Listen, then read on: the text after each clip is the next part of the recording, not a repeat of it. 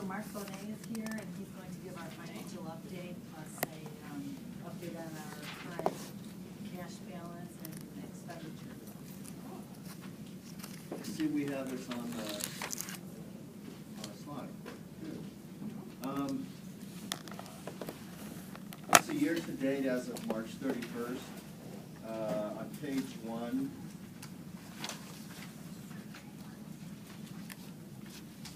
we have the March actuals with the year-to-date actuals. And we're on track with our projections with regard to our expenditures. And we do have posted in March the bond proceeds from the bond sale. That's under the March actuals, down under other financing sources and uses. You'll see $134 million in that column. So as of today, our projected ending fund balance will be about $142 million. Any questions on page 1? Moving to page 2, we start Fund 21 cash flow projections. Page 2 includes the months July through December. Those have already taken place. On page 3, you'll see under the month of March, our ending cash balance of almost $142 million. When I made this presentation to the Citizens Bond Oversight Committee, this was as of March. This cash flow that I'm presenting to you, because I had the information, is as of April 2015. Okay. So it's been updated with actuals for the month of April. And we have revised the months of May and June that were reported to the Citizens Bond Oversight Committee. You have to understand, this is going to be a living, breathing document as we go forward. We have been meeting with the construction management firm and really tightening up the expectations of what the budgets will be for our projects. And I'll tell you, next month we'll have I'll have the 15-16 cash flow presented to the Citizens Bond Oversight Committee and to the Facility Subcommittee. So we're stepping out further with our cash flow projections, and we're working diligently with the construction management firm to really tighten up those numbers so we have really good projections to give the public. Very good. Any questions with regard to the cash flow? I know I had a number of questions that we went through at the CBOC meeting, the Citizens Bond Oversight. So I don't have any questions now.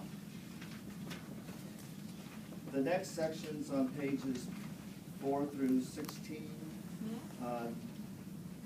We are now including warrant listing, or the accounts payable that we paid for the month of March. Because it's the stead of the Citizens Bond Oversight Committee to review the actual expenditures to make sure they're in line with the bond measures that were passed by the community.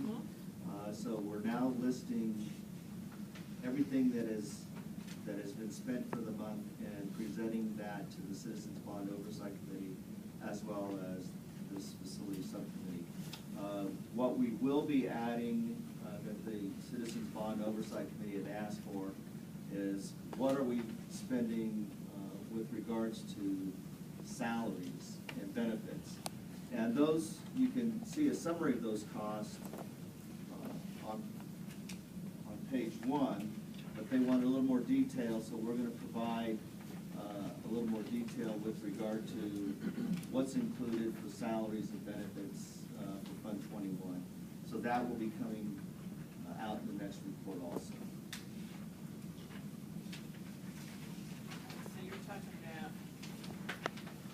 So you're just going to say how many people, how are you going to break that down? By the number of FTE and the positions that are funded by Fund 21. Okay. Okay. And then the benefits, you're gonna have both, gonna break it down by salary and by benefit? Yes. Yeah. It's not- So what, basically, we're gonna come up with the same numbers, the difference will be we'll know the number of people. That's correct. That's- And the positions that are employed. Okay. Are some of those positions gonna be partial arts people? They could be, they're funded out of other funds. We can list what other funds that are supporting those positions also. Okay, that would be useful, just so we have a real sense of what the scope of the organization is. I appreciate though you're taking the CBOC recommendations and making a change in the document. There was one last slide. Anyone? So as we're tightening up our cash flow projections, we're looking further out into the future.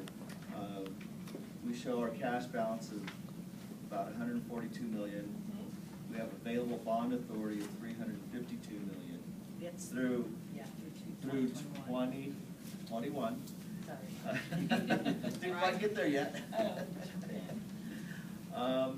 And we have applications out for state seismic funds for both Greenwood and Mill Valley High School. Just let me clarify that one, because the seismic, the state seismic funds for Greenwood and Pinole Valley, those we can definitely anticipate receiving that $3 million. We do have other projects that we're working on, but until I know for sure that we can reasonably anticipate the funds, I'm not gonna put dollars out there. Okay. Just because of the, But these $3 million are, this is a lot, this $3 million. yes, I'm pretty sure that this money is gonna be coming to us.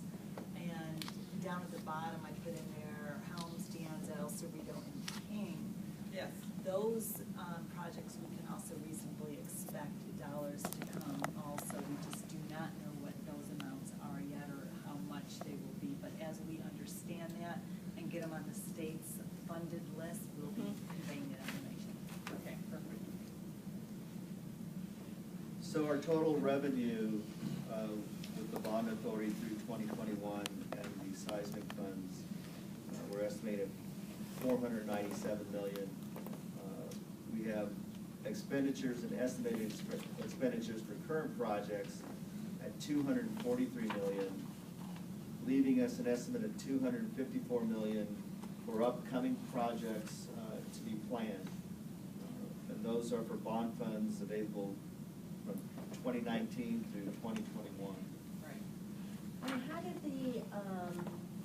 where in these numbers do we have the construction costs for Pinole Valley High School? Because that's really not a known figure at this point, is it?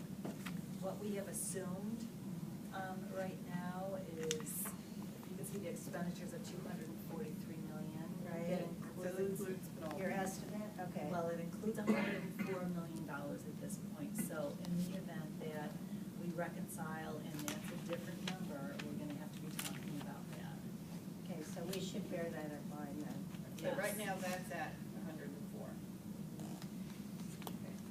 And is there a process, that process is happening where you are reconciling? You're going Yeah, through all numbers? we anticipate that we should, the first week in June, we should have a better idea of what that number will look like. So we'll be reporting at that time. Okay, so we should probably put Pinole on the agenda for our June meeting, because we'll have a report for that. And one of the other things I wanted to mention here too is that, and I know Anton has brought this up before too, because he's made some suggestions with regard to how we show this information. And what I would like to do is on that $243 million, it shows our expenditures, and estimated expenditures for our current projects, is be able to break that down. Right. And show which projects that goes to. Right. And so we'll be doing that. So that we can expect that at the next meeting too? That's what we're targeting is the next meeting for that, and so. Excellent. And then also for the CBOC, Yes, for their report. yes.